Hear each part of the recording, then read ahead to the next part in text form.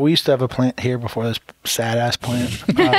And I used to always look at it and go like, how would I paint it? I did a digital drawing of it, and I always. So you worked from life once.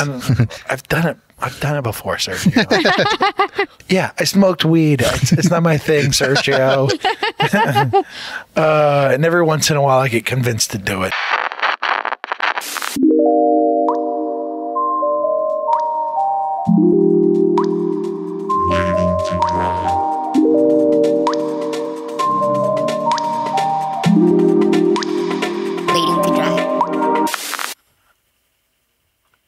Awkward silence is an interesting thing.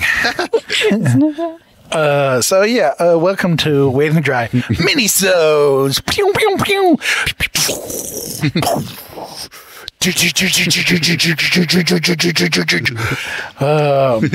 Someone else Wait. is here. God. No. Okay. Oh, okay. It's They were leaving. I'm Joshua Lawyer. I'm Sergio Lopez. And we have our first minisode. Wait, is this our first minisode guest? Is it? well, MJ's been on it. Oh yeah, I'm A just minisode? on a minisode. There's people at the door. Wait, sorry guys. There's people at the We door. might have to redo this whole thing. We Oh my might. gosh, what's happening? People at the door checking our mail, stealing our Amazon packages. No, they're leaving. They're leaving. And they're out. There's always something male related to podcasts when we're recording. Always so many distractions. That might have been the weirdest one. Yeah. By far, that might have been our weirdest distraction. Yeah. All right, so Axe handle.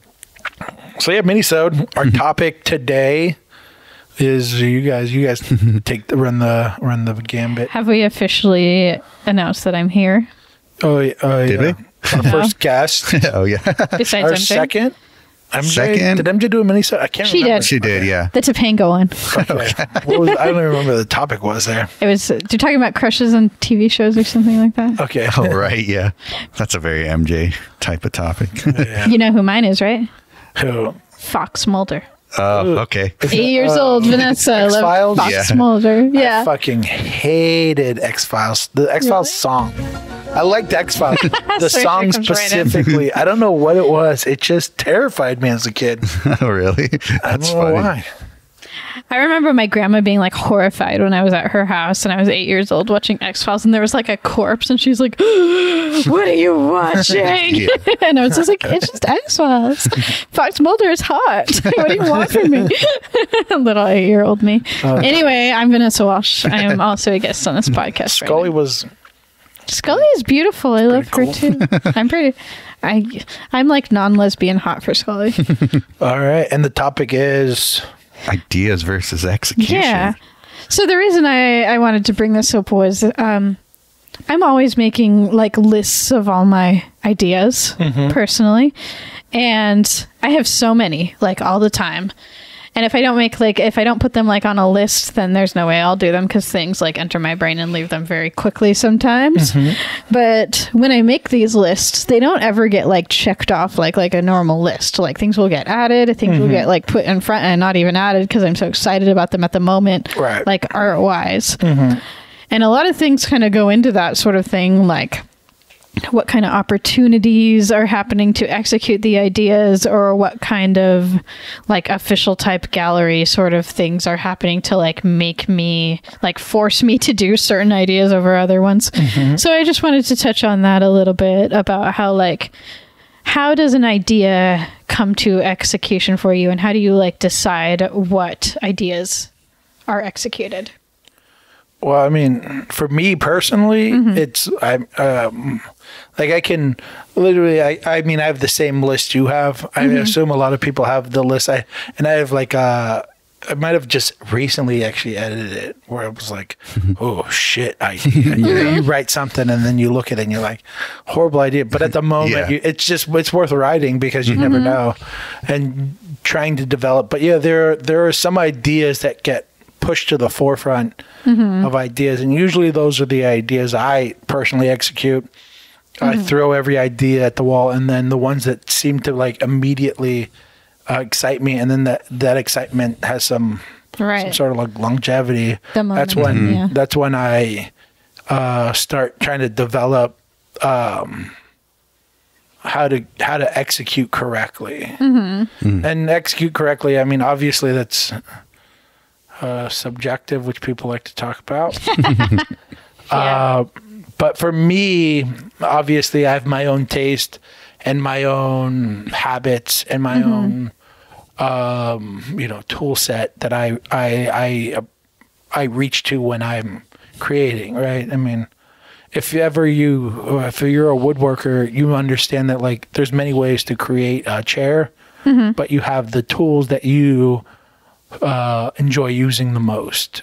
And so technique in art, being an artist, is that like those are my tool sets, right? It's the like brush strokiness, like we talked about in the previous episode, being something that is a tool or an effect rather than the purpose, in my opinion.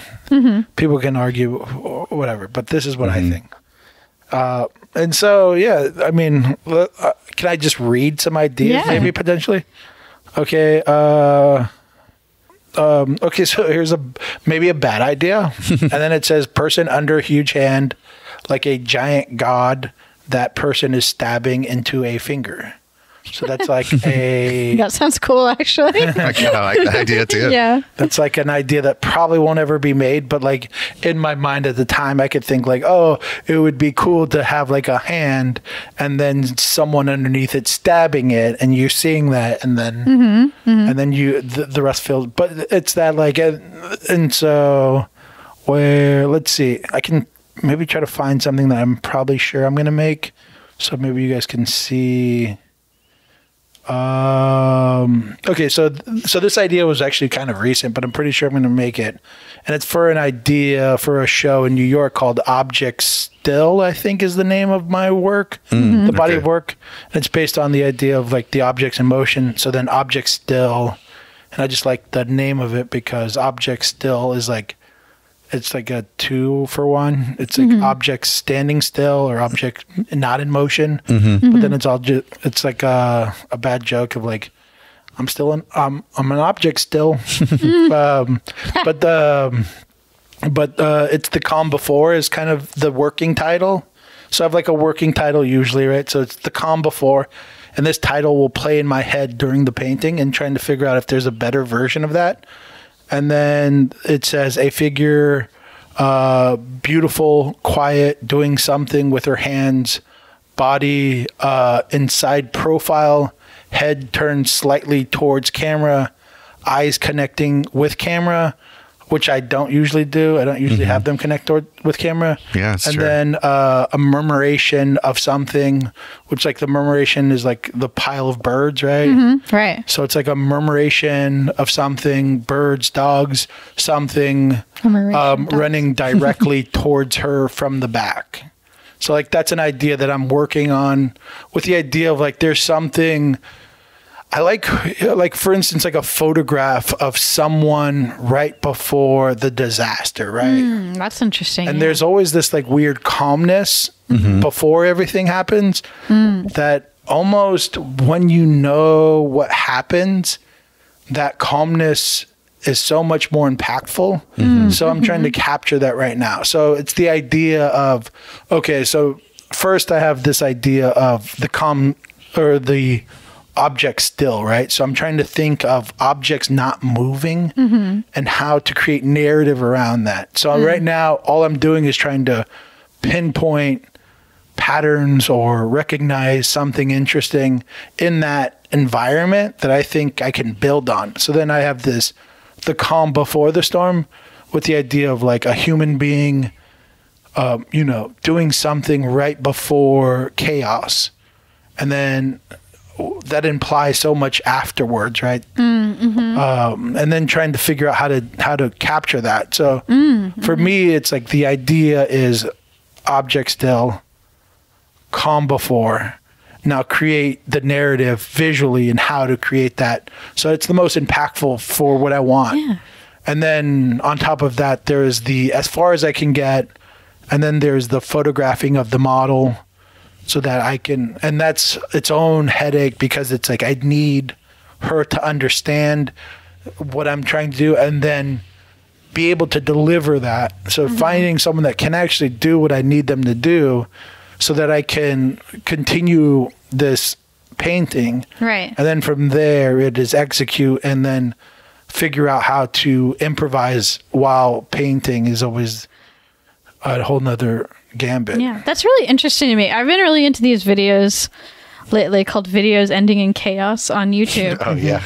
But they usually cut right before the chaos, and they leave so much in your head as to like what happened after that. Right. You it's know? like the TikTok video was like, oh no. Yeah. Oh no. Well, it's like no. someone's like taking out their trash and then they're like their roof falls down, but it cuts like right before it like actually happens, and you're like, holy shit, you know? And that's so like fascinating, like that one moment, that 1 second where you're just like, oh shit, and you're totally putting yourself like in that position too. And it's just like, what's gonna happen after that? How would I have handled that, you know, like, you know, so that's really interesting. I already like this painting. And so even like the idea of like, I need like the note of like, I need her to look at the camera because there's something about like her acknowledging that, you know, what's going to happen to her. So like, she needs to like look at you, where like usually I want the figure to be in her own world.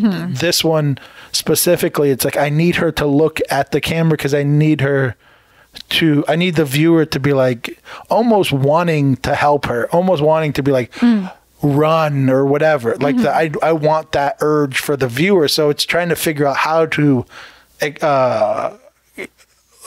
create that, how to like every little detail that makes that possible.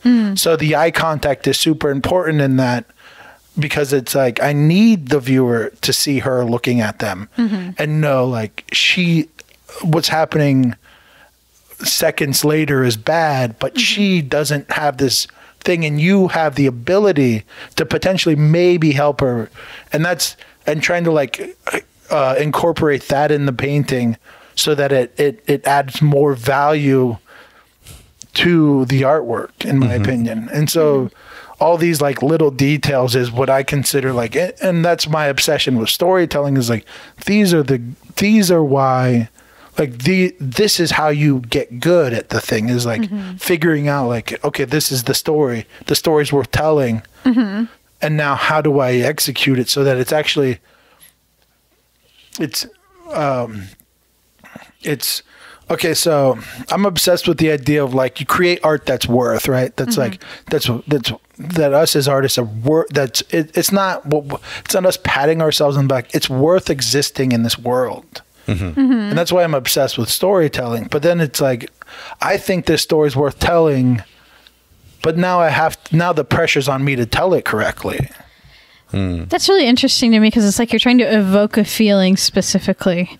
And one time, like, I think my mom was giving me a hard time about like that I like classical music, and she's like, why do you like classical music? And I was just like, it's a vibe. If you ever watch one of those like YouTube videos where someone puts like different music to a famous like movie scene, and it's like a completely different feel, it's kind of the same thing. Like, how easy is it for classical music to make us feel, or music in general to like make us feel? So using your art to like evoke a specific feeling, that's really interesting. Well, that's like when people talk about painting and they say mood, that's what they're doing, right? That's classical music in general. Like, that's what mood is.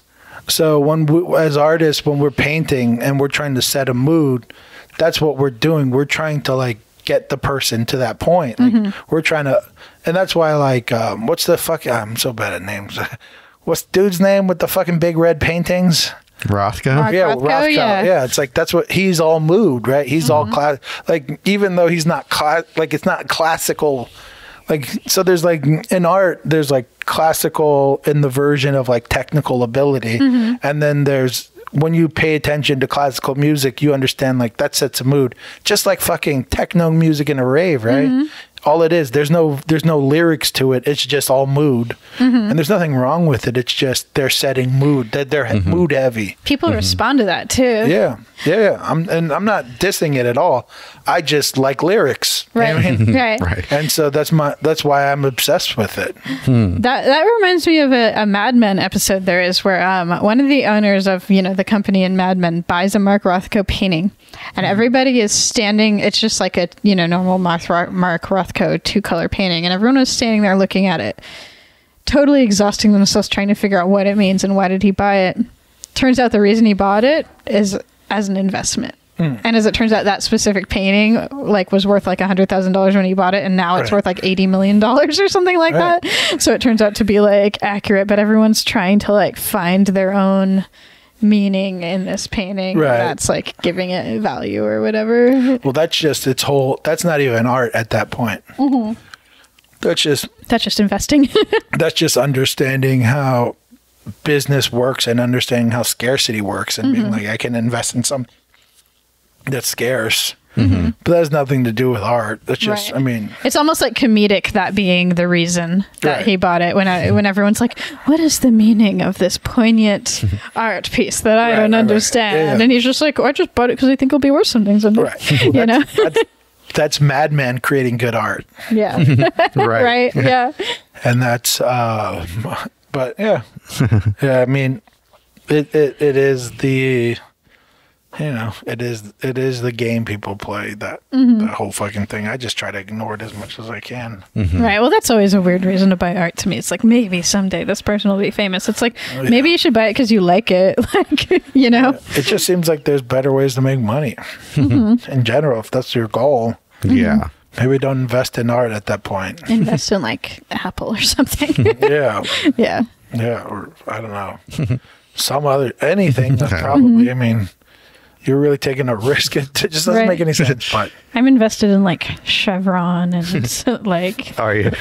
DoorDash. Yeah, like stuff that's like popular right now. I don't know. Yeah.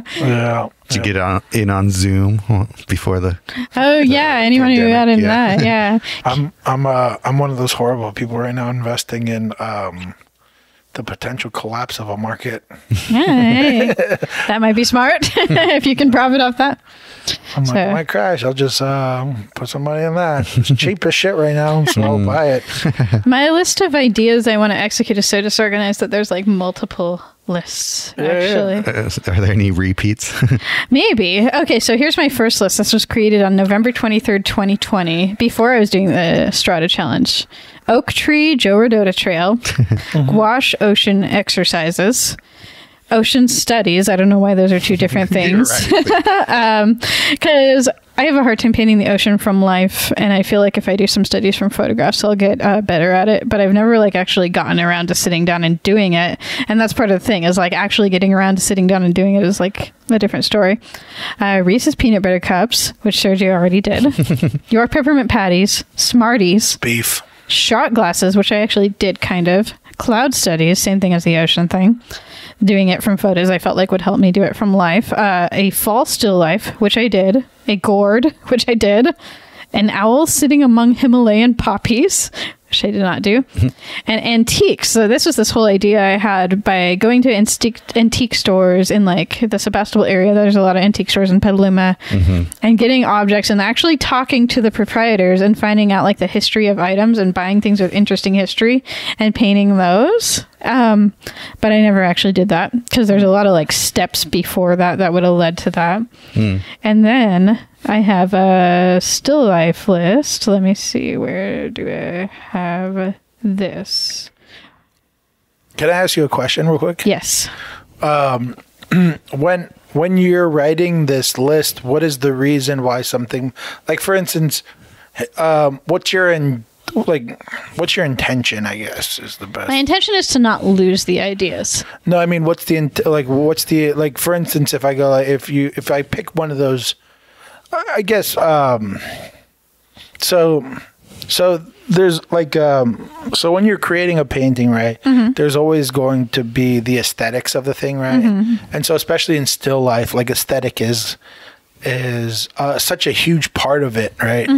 Is creating something that you think is interesting to look at and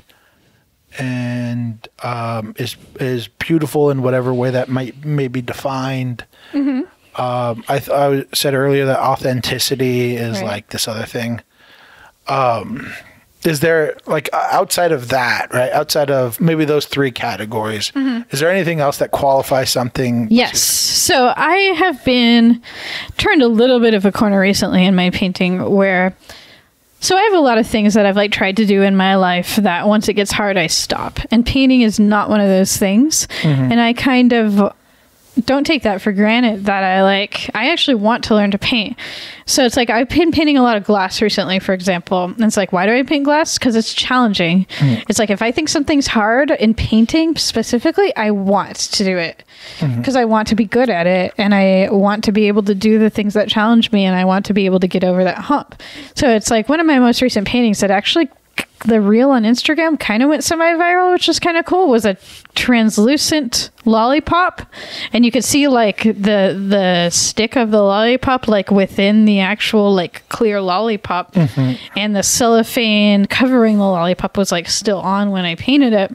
And people seem to really like that. They're like, oh, you're painting like something clear and translucent and that's like challenging per se.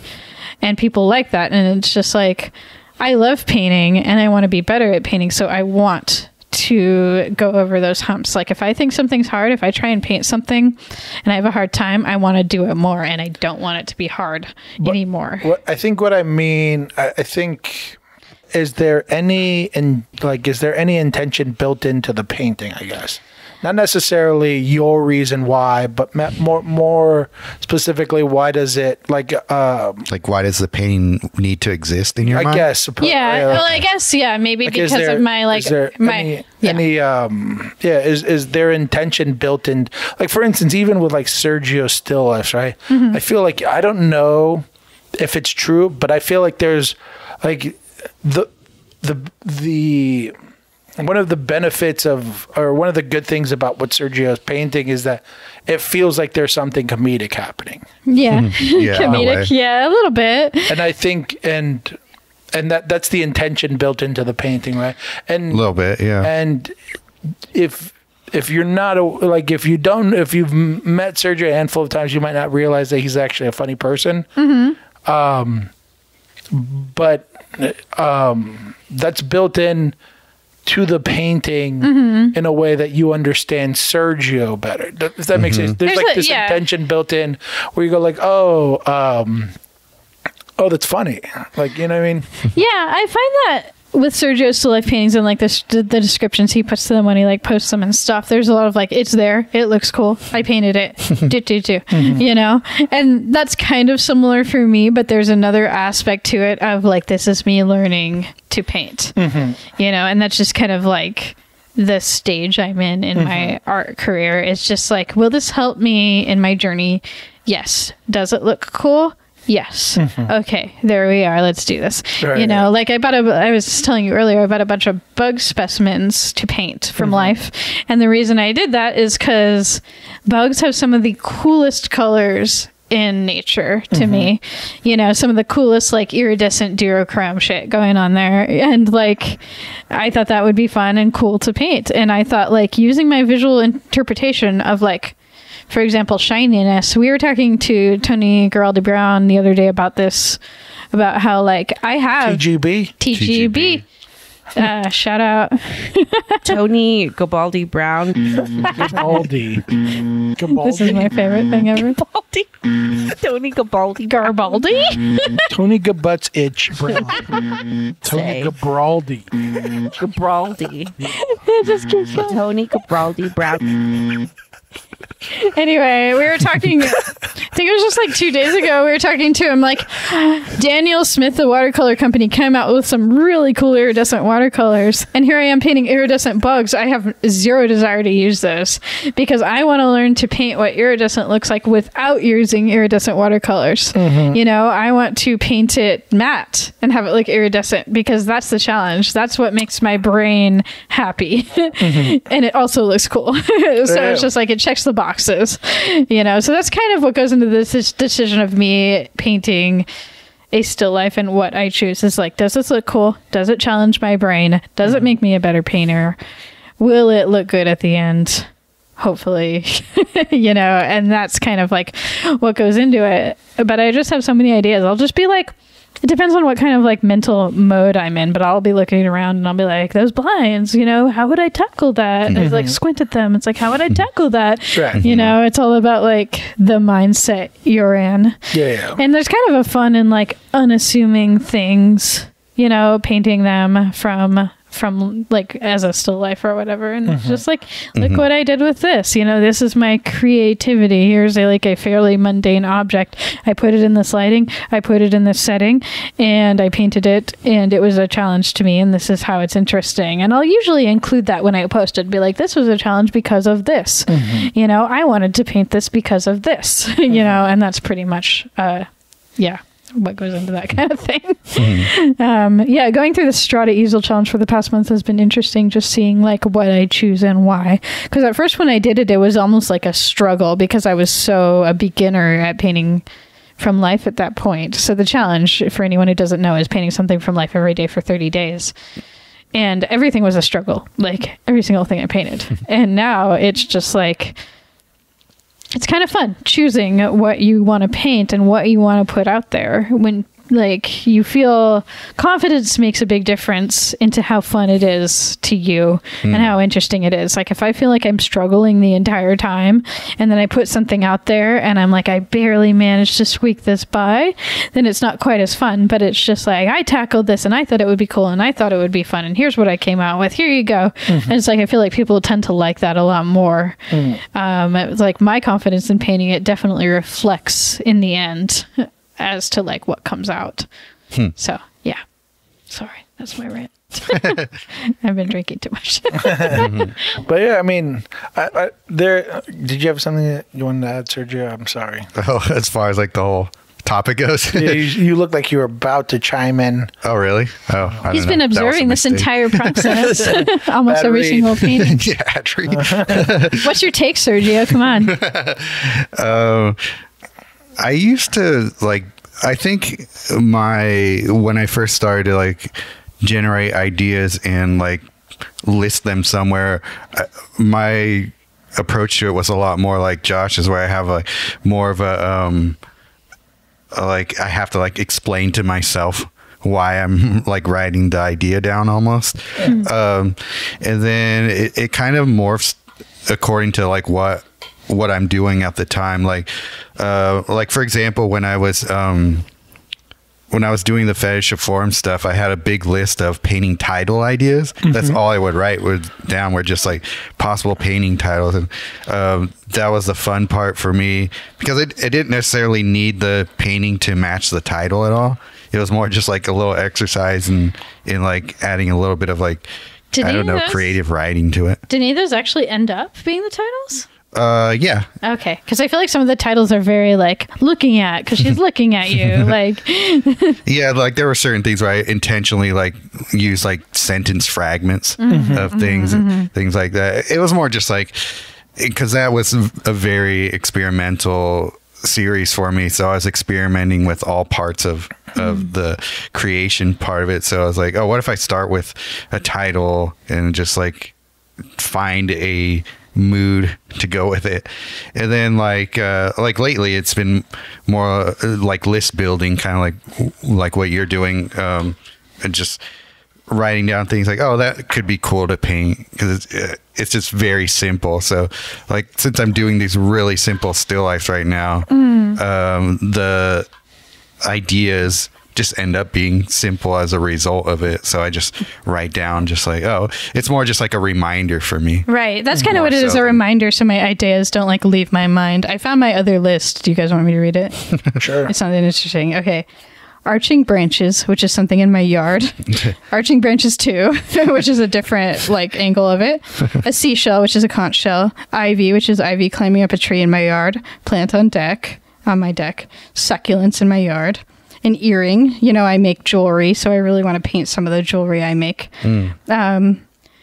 an apple, which I've done twice already, a fruit bowl, which is such an art school thing. So I feel like I like want to try it. Yeah. Cause I'm so like black background. maybe it'll sell better. Maybe it'll end up in a show if I do a black background. And a box of chocolates, which you already painted, which I'm going to do differently from you. So I'm just like, trying to let these things not leave my mind when I think of them, because it's like, there's so many things that I want to paint and I don't want to like lose them when I think of them, even though like later down the line, maybe I won't give a shit. But at the time I think of them, it sounds great, you know?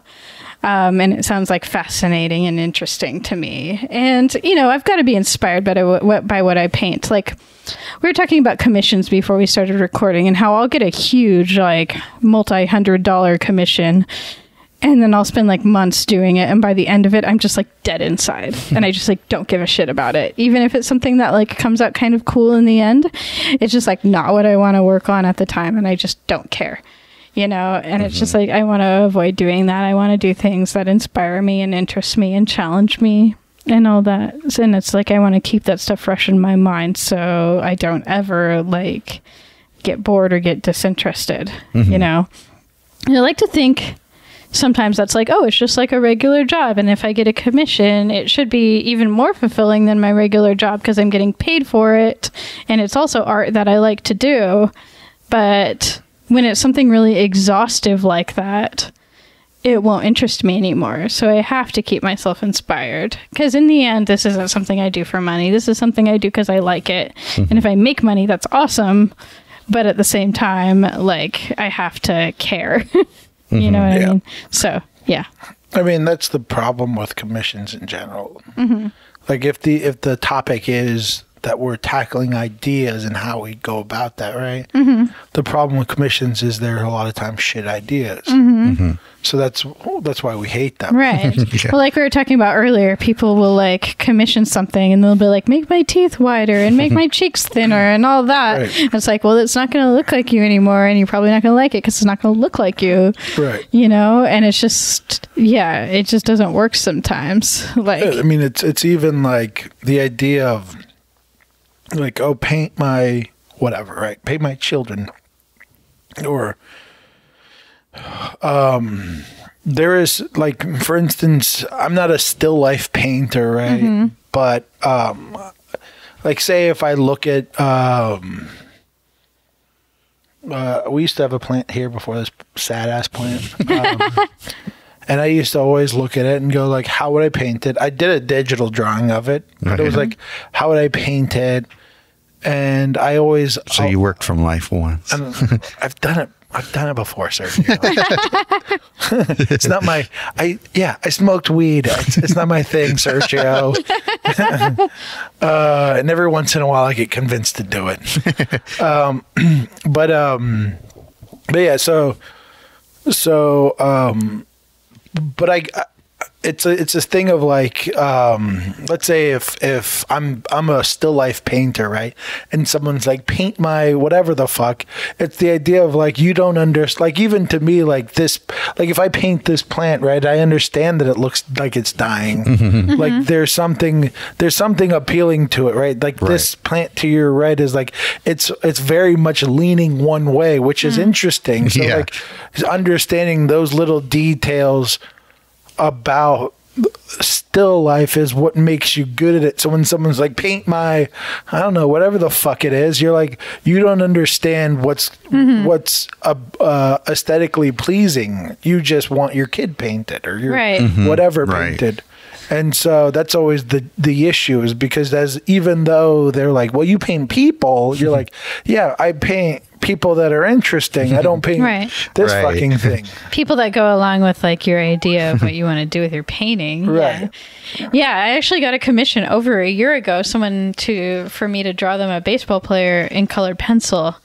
And then COVID hit, and this person's particular career happens to be like a stage manager. So they haven't been able to pay for it. And I was just like, well, I don't give a fuck about this anyway, you know? So I just completely stopped working on it because I just didn't care. Did you take a deposit?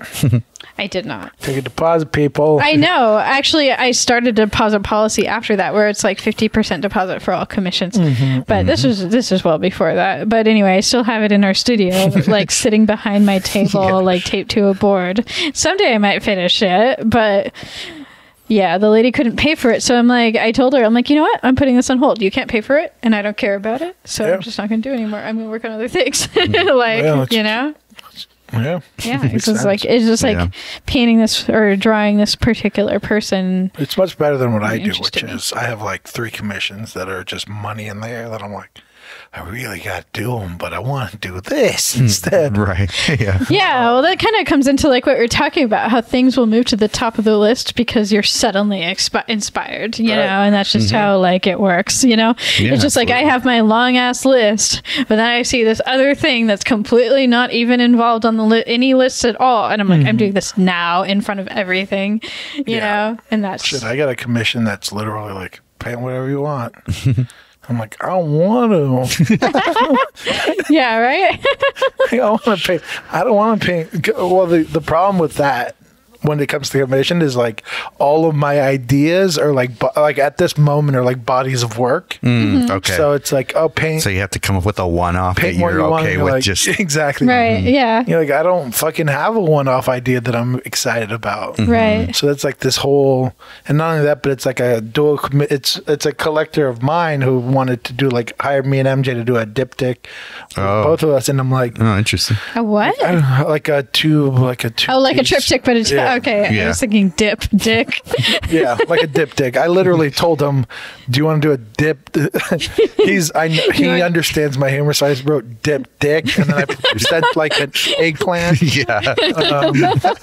And then he was like, Dip your dick in something. He was like, "What's that?" I'm like, "Google and then it." paint with it. And I was like, "Google it, but like this." Yeah. But I mean, he's a great fucking like I love him as a collector and actually as a friend, but it's like one of those things where it's like all my ideas are because I'm thinking like bodies of work. Yeah. It's hard to like go back to like Right. a singular image. It's like especially if it's just like do whatever you want. Like even if he was like, I want you to do something around, I don't know, something, right? Then I'd be like, okay, now I can figure out and work towards that. But it's like, you want me to make an idea.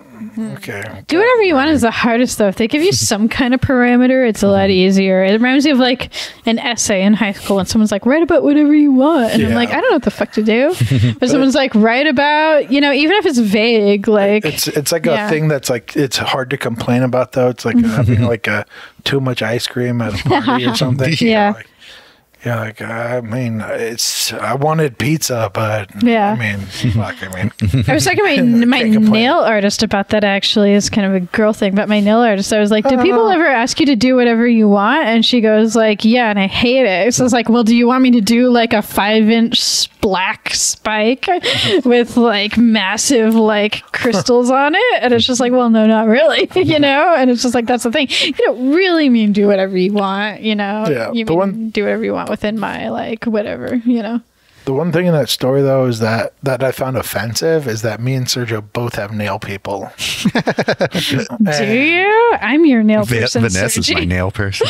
I put rose scented cuticle oil on his nails all the time. All that oil paint. Click the gay button. Is there a gay button? Oh, I'm curious. Gay. There is a gay button. I'm sorry if I offended you. I mean, a man can have a manicure and pedicure. I mean, that's right. fine. Last time I actually got a manicure, not from my normal nail girl, but from a different person. There was a man sitting next to me. And as it turns out, he spoke Vietnamese, which is the language the people working there spoke. And I guess they were saying some offensive things, and he called them out, like, while I was sitting right there. And she was just like, you understand us? And they were, like, shook. Yeah. Anyway. That's drama. always funny when that happens. I know, right? There's a Seinfeld episode about that. I used to have a friend who was, the fuck was he? Dominican, I think. But he looked like just like a normal black guy. And then he would we would go into these liquor stores, and while walking in, he was like, fuck those guys. And I'm like, what happened? He was like, they talked a lot of shit about me. Oh, man. And it was like, that sucks. But it's like they're talking in Spanish, and then he would walk out and talk to them in Spanish, and they'd be like, oopsies.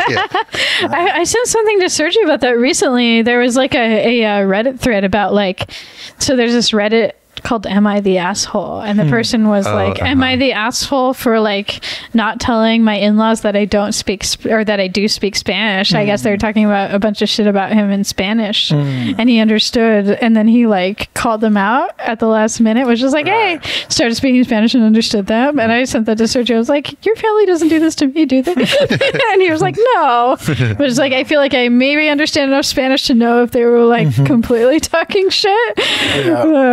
But yeah, Vanessa. It's like Vanessa, pinche cabrón. The funny thing is that my buddy that when he were those people that would talk shit to my buddy, and then when we come out and my buddy would call him out, is the thing that's really funny about it is that I support those people. Yeah.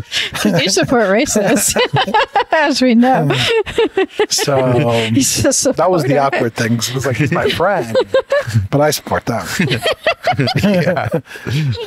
Oh my goodness. They're also my friends in spirit. So hey man, not cool.